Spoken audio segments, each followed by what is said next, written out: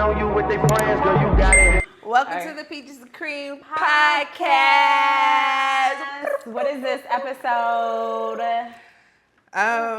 Technically 4, because like we added the 3 vlog. or 4. Yes. Yeah, something like that. But yes. And if you don't know, I'm Natalya J, aka Peaches. Yeah, I'm Dom, aka Cream. We're Peaches and Cream. Yeah. We're 2 best friends. Navigate life and discover purpose through sisterhood. Y'all, Yes. we chilling in the new studio. Ooh. What y'all think? Y'all like it? You see the plants, big plant mom, not the little one. Okay. These are our actual babies too. This one actually we found in the hallway and we rescued it. So. Yes, that's Fort Lauderdale. Yeah, we used to have one called Miami, but Miami kind of is no longer with us. Rest in peace to Miami. Yeah. So we now have Fort Lauderdale. Period. Well, let's jump in. It's been a while since we got in front of the camera, so I'm excited. Me too. I'm excited to check in with y'all today. We really wanted to start off talking about just 2024 being the year of truth. And Cat Williams said it best, obviously. He sure did. But it really resonated with me because, for one, you guys don't know, it's big Aquarius season. In fact, the next 10 years are going to be an era of the Aquarius. And I feel like all of that just aligns because it's going to be a lot of like innovation. It's going to be a lot of truth telling. So yeah, we want to dive into that. Like, what does really the year of truth mean? And what does that look like in today's world, society? So yeah, go ahead, Dom. The year of truth. What does that mean to you? I think being honest with myself. Like just being more honest with like why things are the way that they are. So the things that frustrate me about myself, about the situations that I'm in, about my dating life, about my career, like having those honest, truthful conversations with myself. Yeah. Because I feel like when I reflect back, it's really been me not being honest with me. Like the control that, or the role that I play in things, and understanding like I need to be more honest about who I am and how I'm showing up in the world. Yeah. So I think that's what it's looking like for me. What about you? That. Yeah, really just all in all self-accountability. I think a lot of times, especially if you watch our last episode, we talked about the comparison is a thief of joy. And I was reflecting on that and I was thinking like, especially social media. Social media has a really large role to play. I had to accept the fact that I'm on social media. When people would be like, oh, but you're on, like, dudes would try to DM me. I'm like, but you know, I'm not on social media like that. But I really am. Like, I have a whole business. A lot of my clients come from social media. And so with that being said, I'm not saying that I spend all day on it, but a lot of it is exposure to things that I probably wouldn't be exposed to on a regular basis. How do you balance that? Like, so I have a timer on my phone now. So I try to minimize my social media usage to an hour a day.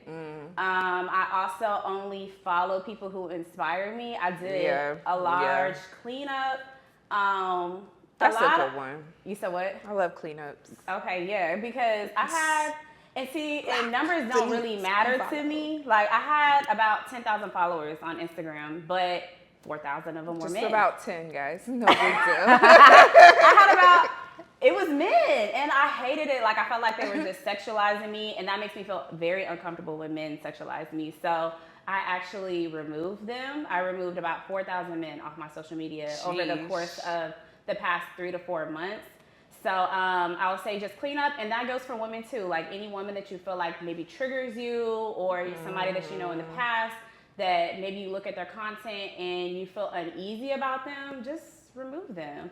So exposure is a really big thing. Like try to limit who you expose yourself to on social media because it's not a bad thing. I had to really accept the fact that social media can be a good thing. And once I changed my perspective on that and I realized like that's how I get my money, game over. Use it as a tool. Use it as a tool. It's just a resource. So yeah. That's it. So for me, just holding myself accountable and realizing like the role too that I play in everything and being truthful with other people, learning how to communicate with others, like my wants and my needs and my desires, so that nobody plays with me. I think that's the biggest thing. Yeah, I think that plays into the people pleasing for For me sure. because I just wasn't like being honest with myself in self-acceptance. So I feel like I was seeking acceptance from other people in the sense of like, I'm gonna do these things because it's the right thing to do, or like I'm supposed to be like giving so I can, but I'm just ignoring my needs in the process. So like if people are inviting me out to events, and I know right now my goal is to complete this process for my licensing, so it'll probably be best for me to rest on the weekends. I would still stretch myself to go, or stretch myself, be up on the phone talking to somebody 2-3 hours knowing I probably should have been studying. Or I have to be up at work early. And so I think those were things where I'm like, I would be like, man, they always calling me, or people always want me to be out this. Do they not see what I got going on? Do you see it, Dom? Like, you are the person that has to set that back. I'm in control. So they're not working to get an LPC. They're doing other things. So they don't understand what that looks like until you communicate and set those, not necessarily boundaries towards them, but for myself, like, okay, now after about 7-8 o'clock, phone, I just do not disturb. Like, unless it's an emergency, it'll come through, it'll get to me, but that's my time to like reset and get my mind together. In the morning, I'm not touching my phone immediately. Just learning, okay, what are the things? I know certain days out of the month, I need self-care day, like where I'm not signing up to do nothing for nobody else, just doing whatever I need to do to refuel. So I think that was like the specifics of me being more honest with myself. It was easier to play the victim role, like, it's because of them and they're doing this, or he said that. It's like, nah, girl, take accountability. You know, you do have free will. So let's try to practice that and see, you know, if the results are different. And so far, the people that really rock with me have responded well to it. Like, I feel that support and it's identified like, okay, that is my support system. That is my circle. The ones that don't get it, it's okay if they don't get it. But I know that these people understand it and they will allow me to do what I need to do to fulfill what goals I'm working on. They'll respect your boundaries at the end of the day. They will. They will respect your boundaries because me, baby, I just won't answer the phone. I'm not gonna answer the phone. If I'm tired, like, let me paint the picture of like the day of Natalya. Fridays, I literally I try to get to work around like 7:50, and then I get off around 3:30-ish. Really, I'm supposed to stay, watch the kids, get home, bye. And then I go straight to my shop. So that looks like my first client starting at 5. I typically take at least 1 to 2 clients on a Friday. So I don't get home until 8-9 o'clock on a Friday. So I'm sorry to my friends. I love y'all so much. But if you call me on a Friday, don't apologize. Don't be sorry. It was like it was a rhetorical. I know. But like, you call me at 10 o'clock at night on a Friday, I'm actually, this is my phone. I'm gonna look at it ring. I'm gonna turn it over. And I'm gonna hit play on my movie because I just can't do it.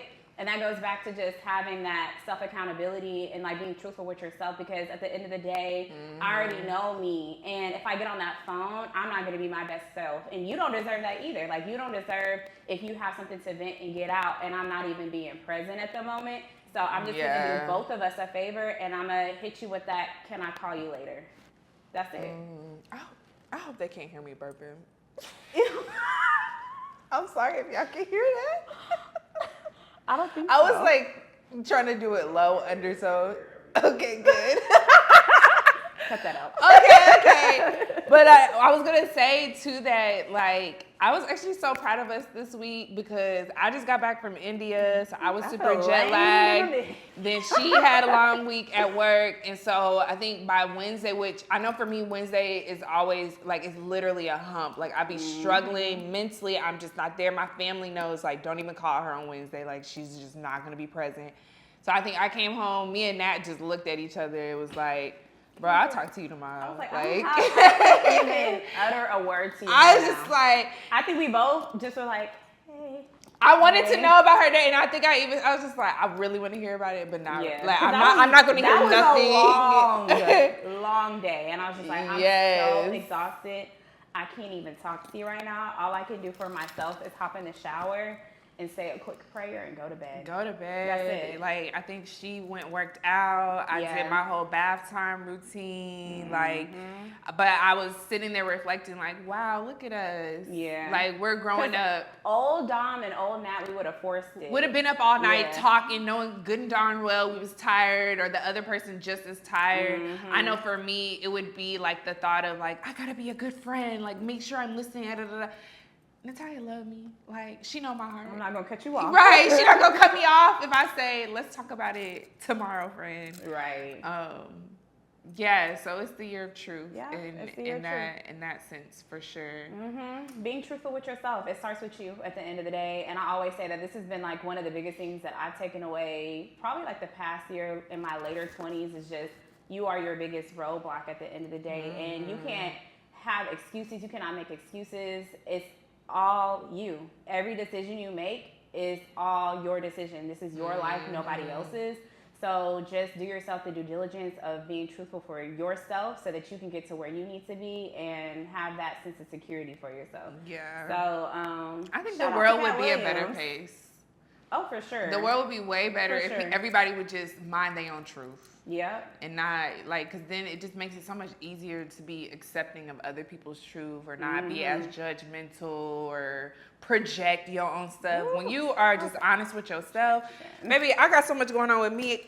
I wish you the bestest because I know what my journey looks like, you know, so just let people be. Mind your business, stay out the way, you know, and just don't assess. What did he say?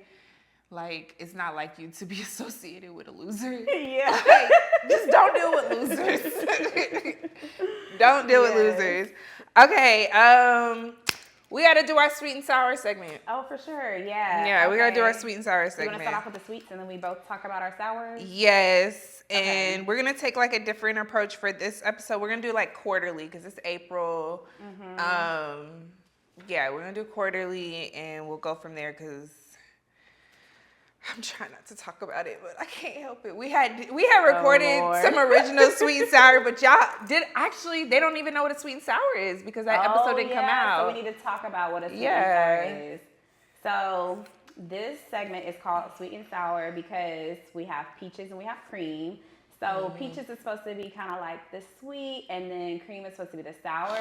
But in regards to this, it's just going to be talking about like what went well for us, whether that's quarterly, during the week. And the sour things that didn't go so well or that we want to improve on, essentially. So that's what sweet and sour is. So let's start with the sweets. Let's start with the sweet. Or should we start with sour? Let's start off. We can start Sweet? off sweet. We can start off sweet. I mean, you already mentioned Big Aqua Energy. Big Aqua. Okay, so She couldn't wait. Big Aqua. So my sweet is, and back to what we were talking about, just understanding. And I think right now, more than anything, I'm very much tunnel vision. I feel like I'm on a spiritual high. Like, I don't know what it is. Well, I do. Last year, I spent it a lot in solitude. I spent a lot of time with God by myself. I kind of like distanced myself from a lot of friends. Respectfully, not that I had beef with them. It's just like I needed that time for me. And so through that, I think that my visions are even more clear on what God has in store for me. And because of that, I know that I have to execute that. So I don't like to go out as much anymore. Baby, if you had met Natalya in her early 20s, she was outside. What a time. Like, just ripping and running the streets of Dallas, just here, there, we in Miami, we in Vegas. Like, that was my lifestyle. And so I don't see anything wrong with it. I felt like it was needed. But now, because I just have this vision, I know that I can't be in those places like I once was if I want to get to where I want to be. So now I decided I really like networking. Like, DC has rubbed off on me with the networking. That's not something that we really do in the South. Like, or if you do networking events, it's still in the club, you're still in the section. But in DC, like, the networking is crazy. And I've met some phenomenal people just by going to networking events, people that have supported me in ways that I would have never imagined. So, and then too, like, when I first see someone, I'd be like, I don't know what to say. Like, hi, I'm Natalya. So anyway, I went to a networking event for entrepreneurs today specifically. I think that was my sweet of the week. I think sometimes my job can be very heavy, working at a school in DC.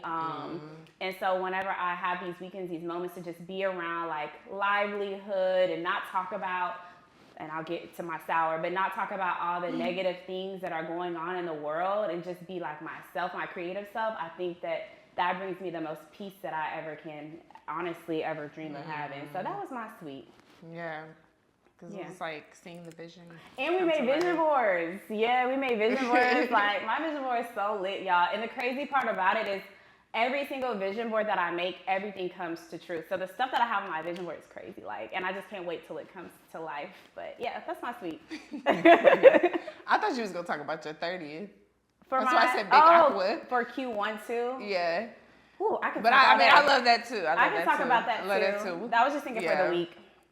Okay, so for the week then, for the week, I started back up with work. Like I said, I just got back from out of town, and so I am now a supervisor at my clinic. So that is pretty exciting. I was definitely dealing with like some imposter syndrome because it was just like, am I really ready for this? Do I know how to do this? All those thoughts were going through my mind, but before I left for my India trip, I also got my license. So I'm now a licensed professional counselor in Washington, D.C.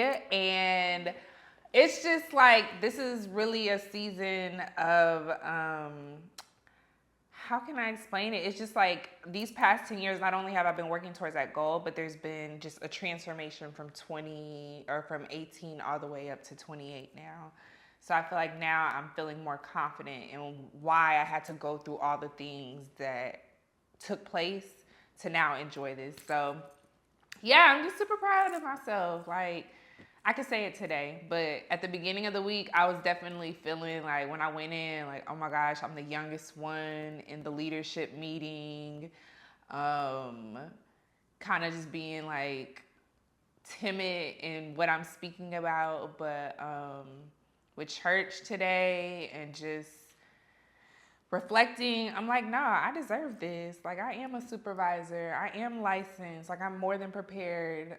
And I have something that I can really pour into other people. So that's a sweet, like, I'm super excited about that. And now, new chapter. Yeah, it's definitely a new chapter.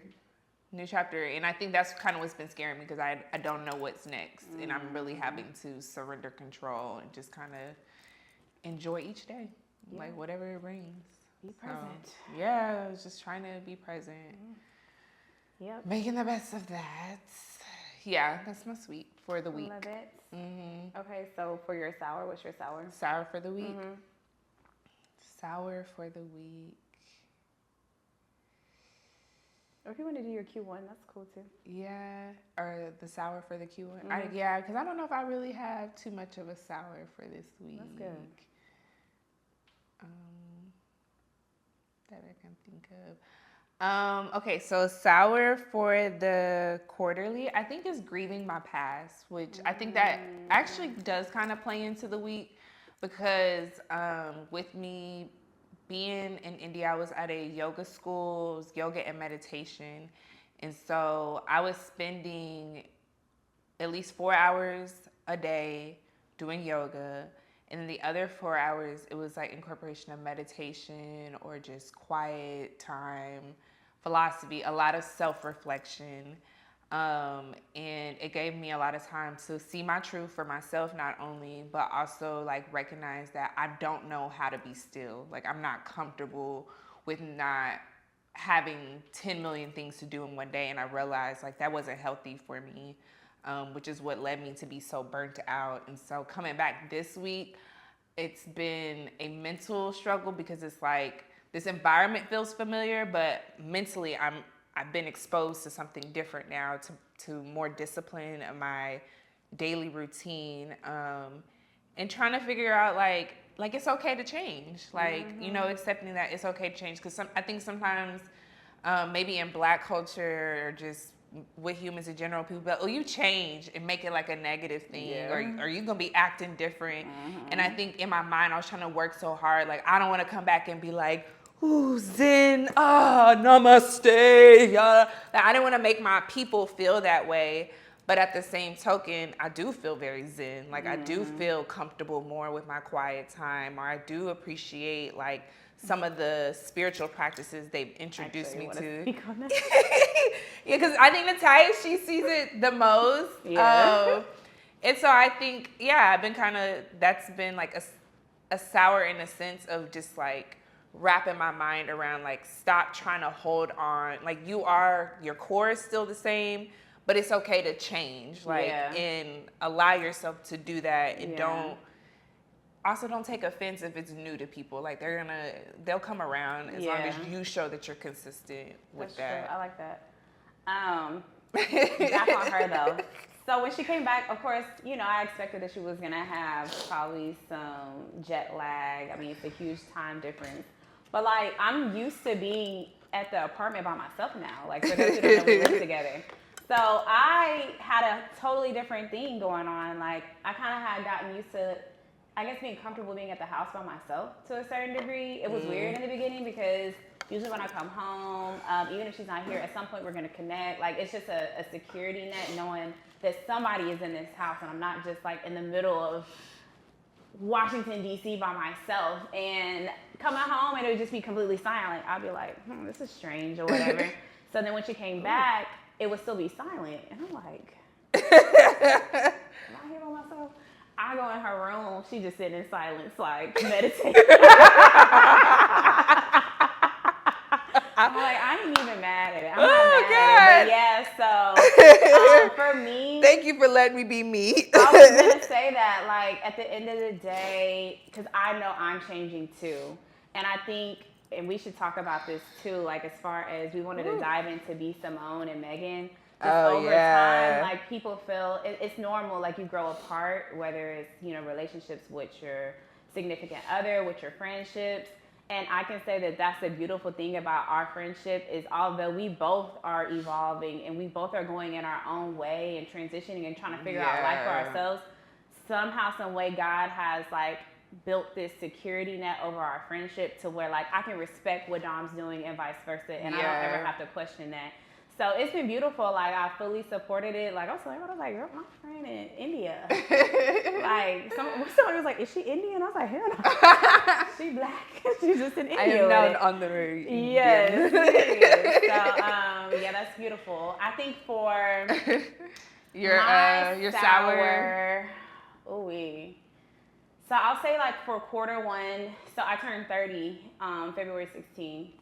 And I think up until that point, I had so much anxiety about just how serious that number sounds.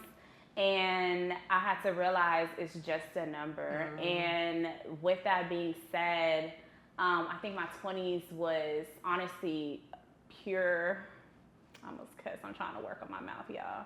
It was a joke. My 20s was a joke. So once I kind of got over that hump and I realized, like, again, I've been doing all these things to set myself up so that I can have a very fruitful and prosperous, like, next decade, I was just like, why was I even, like, nervous about that? And I swear to you, when I would get online, and my family, I'm from the South, so, like, I know my family, even my dad now is like, where's your husband at? You gonna give me grandkids? And I'm like, Daddy, no, not right now. So I had to get out of that traditional standpoint because to a certain degree, I can be traditional myself, but I also am a very free-spirited person.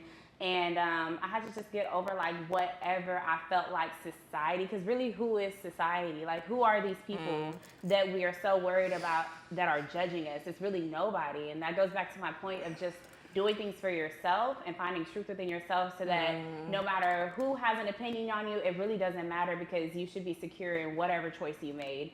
So I'll say my sour was that just like placing this unnecessary anxiety on myself that didn't need to even be there. And like I said, I believe in God, I believe in the devil, and I feel like that was just the devil on my back, like trying to make me feel like, oh my God, you're turning 30, you're a failure. Like, I had all these crazy thoughts in my head, and I'm like, actually, no.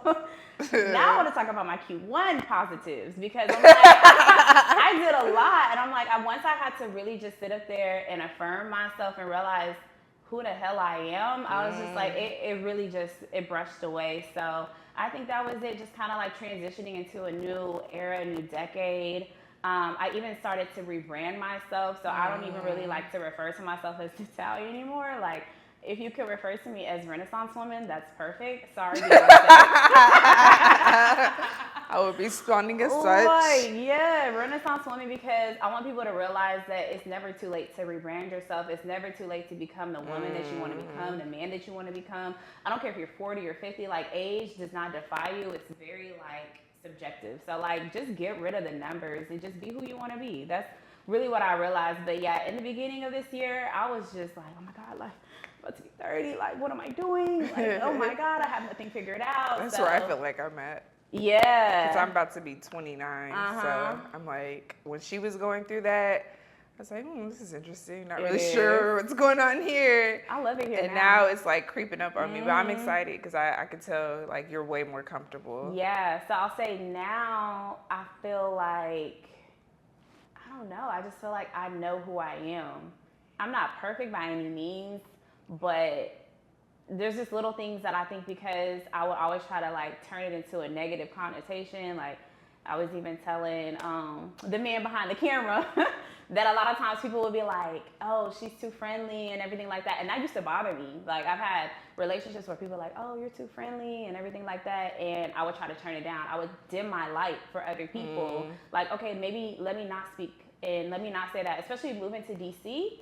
Y'all are rude as hell. Let me just say that. Like, so when I moved out here, and I'd be like, hi. And then people would be like, yeah. And then I would stop speaking. And then it felt weird to me. It wasn't in my core to not speak to people. So I had to understand the fact that if you do something, do it because that's what you wanted to do. Don't ever look for something in return. So even if that person doesn't even say hi back, like, what's it to you? You felt it in your spirit to say hello, and that's all that matters. So, yeah, there's definitely a lot more security within myself now that I've turned 30. So I'm very blessed and grateful to be here. Amen. Amen. Sister Jackson. Amen. I'm always going to take you to church. Blessings. Yes, blessings. So, yeah. Okay, so we kind of have like a list of things that we want to talk about. Some hot topics. Oh, should we talk about our glows for Q1? Our glows? Like what? Yes, like our sweet. Yeah, I for sure. I mean, me going to India is period. Like, that's definitely. Like, what do you feel like was your biggest takeaway from India? Oh, girl. I feel like I'm still. You're still in India? Yeah, like I'm still like processing it. Biggest takeaway that I took away from India. God is real. God is real. Like, God was truly with me every step of the way, and I definitely had moments of fear. Like, oh my God, what if I die like Aaliyah? I don't know why I'm laughing at that. And I had this thought like midway across the ocean. You can't do nothing else. Like, well. And I did it solo. I mean, there were just different situations, flights getting canceled, language barriers, but like there's all these different things that would come up, and I really had to like rely on my faith or just like my inner voice, my inner confidence, like, you got this, Dom. Like, a lot of the affirmations that I've been practicing over the years that's when they came up. Like, it was like, this is why God's been preparing me for this. Like, this is why I had to go through different things. I don't know if you remember the time we were stuck in the airport in Florida. Yeah. Yes. I will never forget that. Yeah, and the way I handled it in comparison to that, it made me proud of myself because I was just like, wow, my faith has grown so much in God, and being able to have like a growth mindset and see things from not like, oh, this is horrible. This is like, I was calling my daddy. I was broke down crying. We need a hotel room. Like, whereas being in India, I learned how many privileges that I have, and also just understanding like it's okay to be still for a minute. Like those Yeah. 8 hours were nice. I ended up meeting this lady. I was stuck at the airport for a while, so I ended up meeting a lady there. We had great conversation, confirmation on different things in my life. So I say all that to say the biggest takeaway is definitely that God is real. God was present. I got connected to people that definitely looked nothing like me, but spiritually there was like a connection there, or